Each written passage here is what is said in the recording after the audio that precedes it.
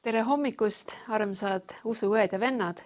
Soovin teile ilusat hingamise päeva ja rõõm on teiega taas kohtuda ekraani vahendusel ja teiega koos täna hommikul avada Jumala sõna. Enne veel, kui loeme tänast piibliteksti, palun, et me võiksime hetkeks langetada oma pea ja palvetada.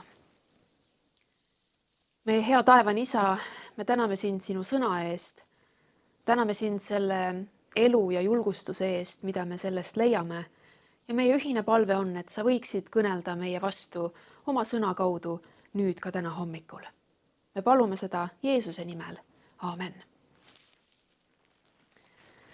Täna hommikuseks piiblitekstiks olen valinud lõigu prohvet Danieli raamatu 3. peatükist, salmid 1-6.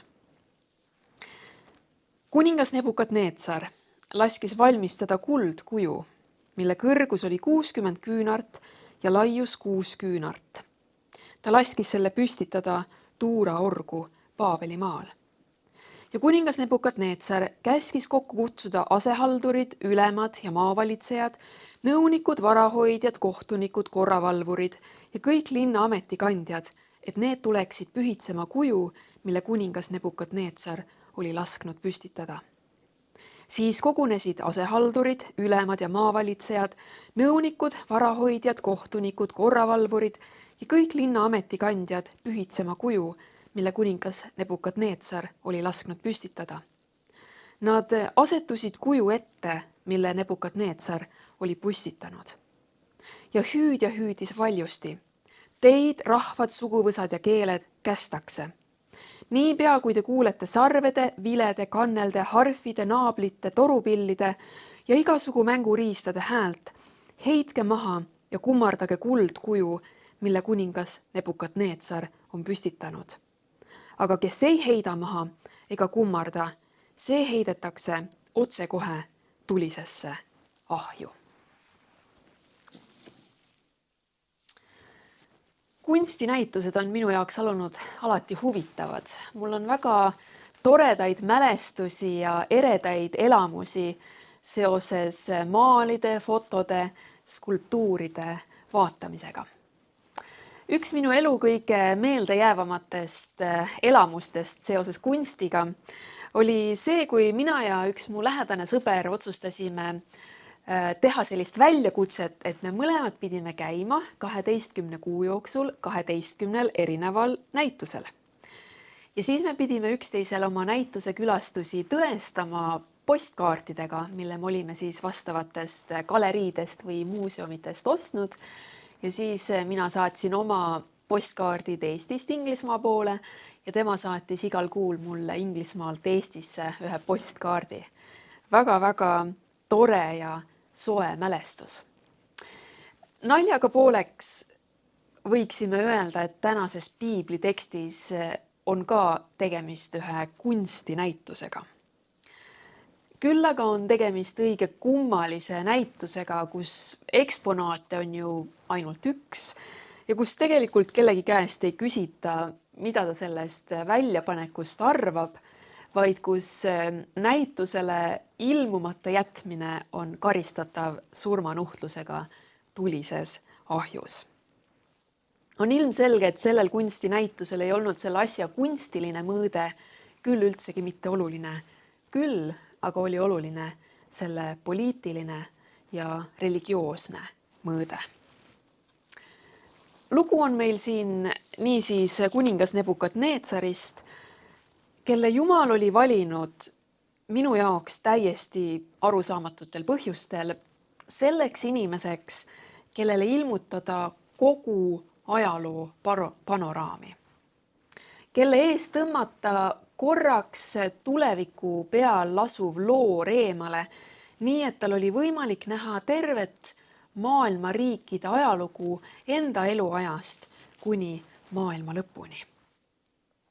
Seda jutustust loomulikult võime lugeda siit eelnevast peatükist, Danieli raamatu 2. peatükist, kus siis kirjeldatakse seda Nebukadnetsari unenägu kujust, mis esitas maailma ajalugu ja Danieli interpretatsioonist sellele unenäole.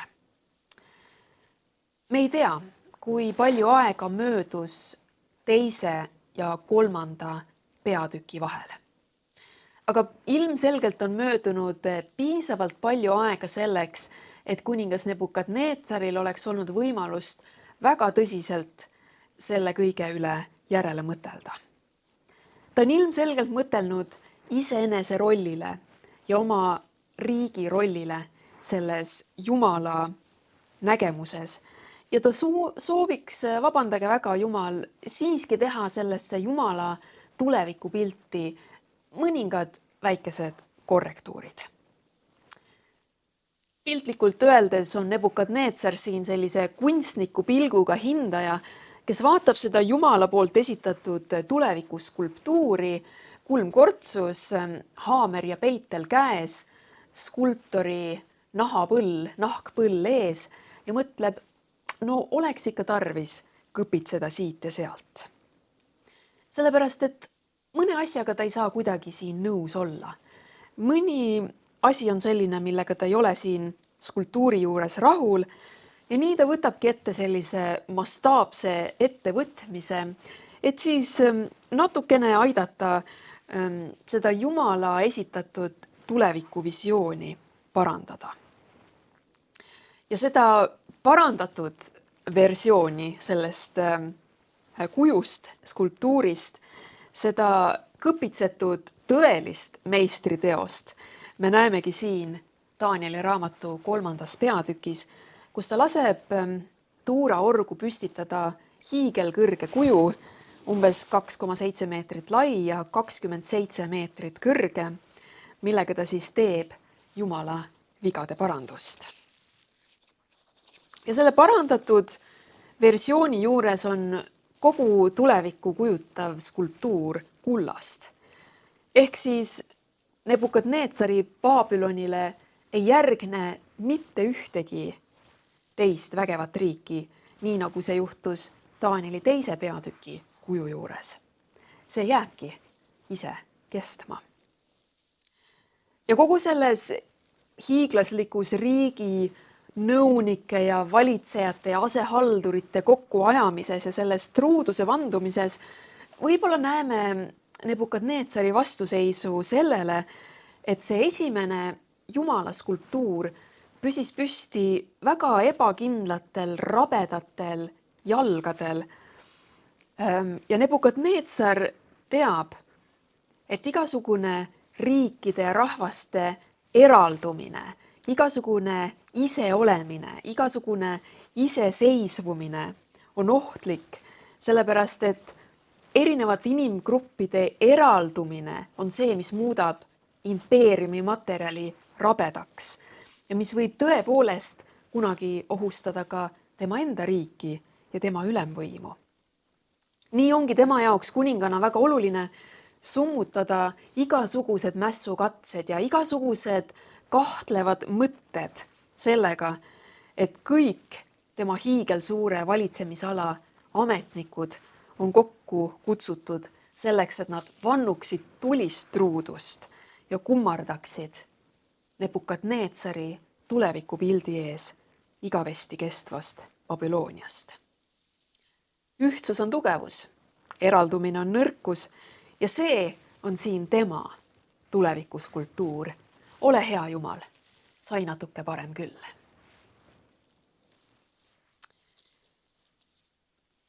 Üks detail selles Nebukadneetsari tulevikuparoodias haarab minu tähelepanu. Kui kunstnikud on püüdnud seda piibli jutustust kujutada, siis tehakse seda tavaliselt umbes niimoodi. Sellise hiigelsuure inimese kuju kaudu, kes siis väga selgelt peegeldab Danieli 2. peatüki kuju.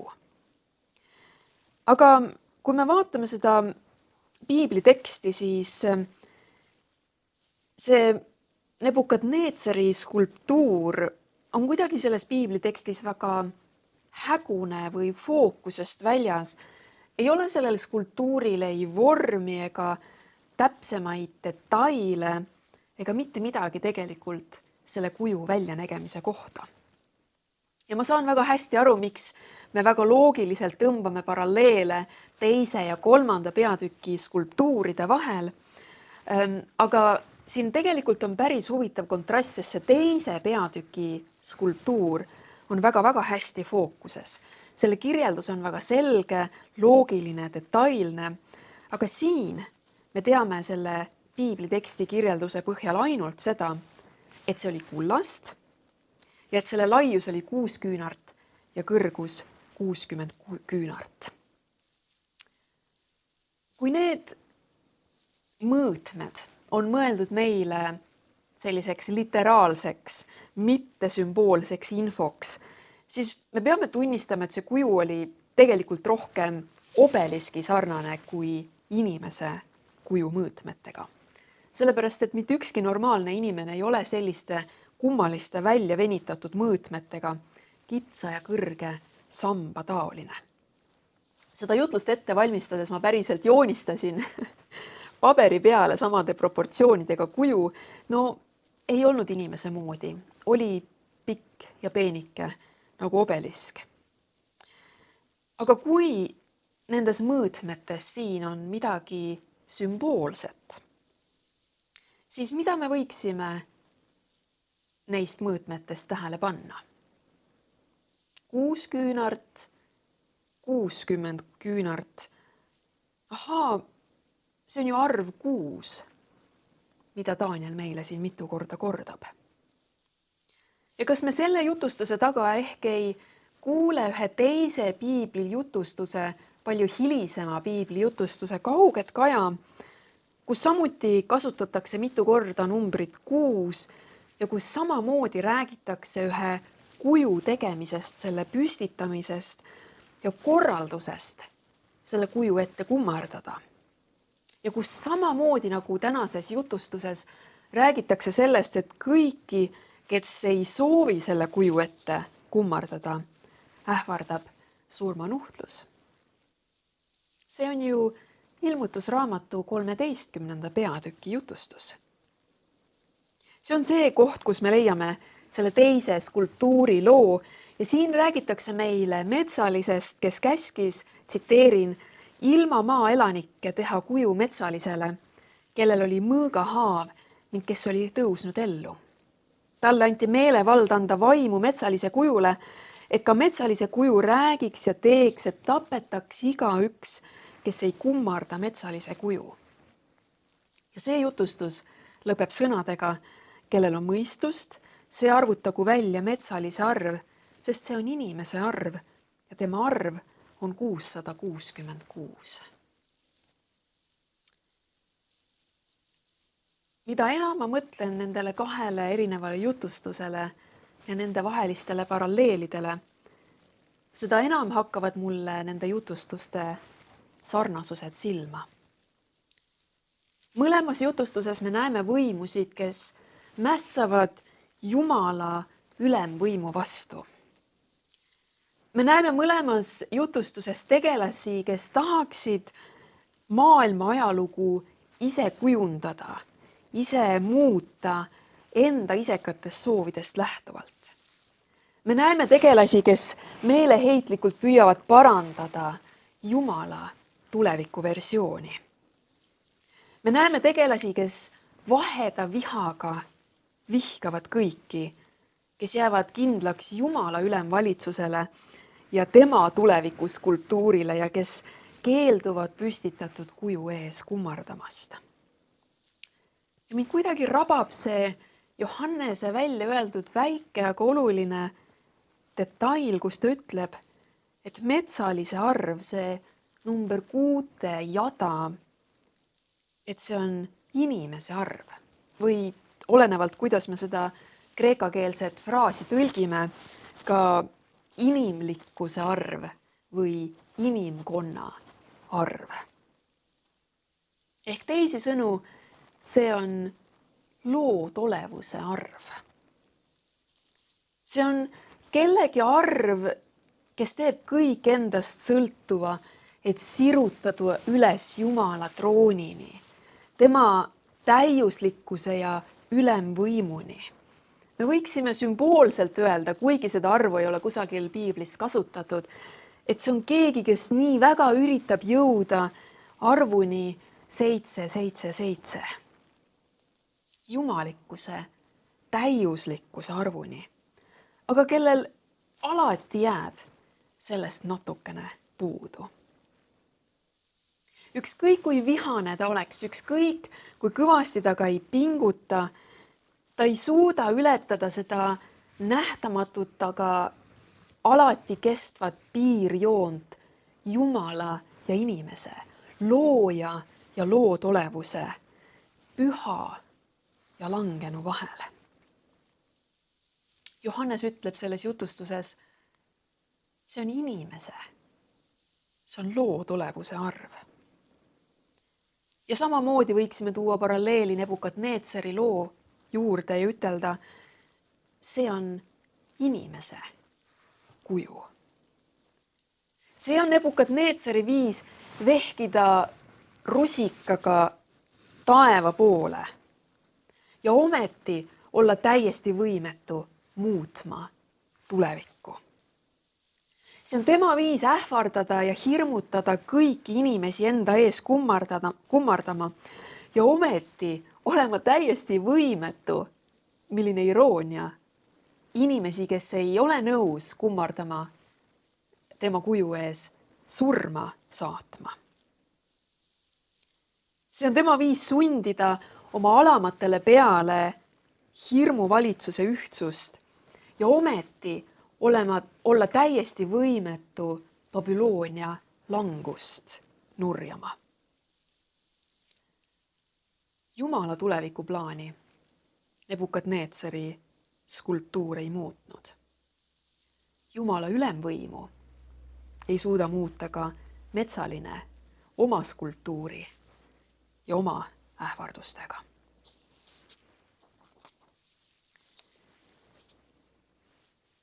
Ma tunnen neil päevil, kuidas on raske uudiseid lugeda.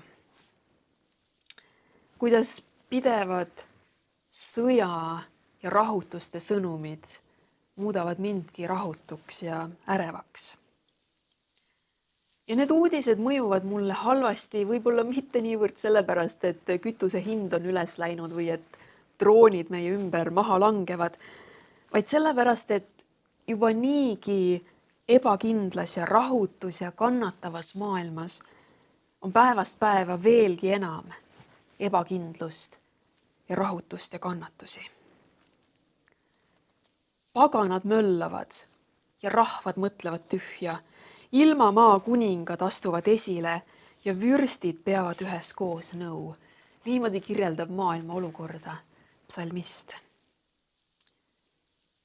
Aga ma tunnistan, et eriti just viimastel kuudel ja nädalatel on selliste uudiste foonil need tulevikupildid, mida mulle pakuvad Danieli ja Johannese ilmutuse raamat, need on minu jaoks muutunud kuidagi eriliselt tähtsaks ja lohutavaks.